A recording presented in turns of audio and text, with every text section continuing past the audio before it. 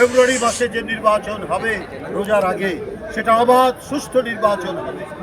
কিন্তু আওয়ামী লীগের আমলে 16,399 জন প্রাইমারি স্কুলের শিক্ষক নেওয়া হয়েছে।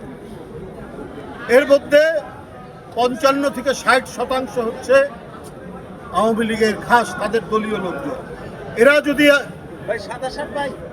পোলিং এজেন্ট হয়, পোলিং অফিসার হয়, প্রিজাইডিং অফিসার হয়, তাহলে কি অবাধ সুষ্ঠু নির্বাচন হবে?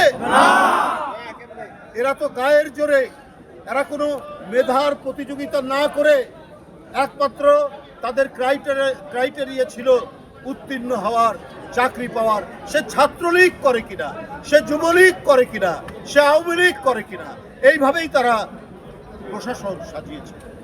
তাই বন্ধুরা আমার, এগুলোকে প্রশাসন থেকে ক্লিন করতে হবে।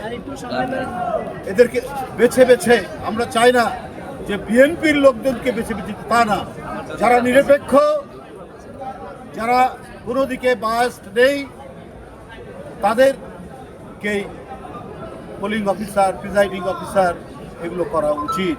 কারণ এই 15-16 বছরে প্রশাসন ছিল না, পুলিশ প্রশাসন ছিল না, এগুলো সব ছিল আওয়ামী লীগের ক্যাডার বাহিনী। এই ক্যাডার বাহিনী দিয়ে অবাধ সুষ্ঠু নির্বাচন হবে না।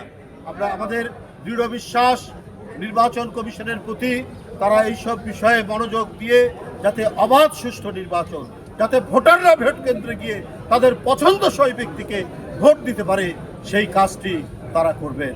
আমি সেলিম এবং রুবেলের নেতৃত্বে নীলফামারী জেলা কমিটি, নতুন আহ্বায়ক কমিটি যেটা গঠিত হয়েছে, আমি তাদের সাফল্য কামনা করছি এবং তাদের নেতৃত্বে নীলফামারী জেলা কমিটি উত্তর ক্রমবর্ধমানভাবে তারা আরও বিকশিত লাভ করবে এবং আন্দোলন সংগ্রামে বিএনপির যে ভূমিকা নীলফামারী জেলায়, ঠিক আমাদের দেশ গঠনের ক্ষেত্রে এবং আগামী নির্বাচন থেকে শুরু করে অন্যান্য সকল রাজনৈতিক কর্মসূচিতে তারা সেই ধরনের মেধা, শ্রম দিয়ে জাতীয়তাবাদী দলকে গড়ে তুলবে।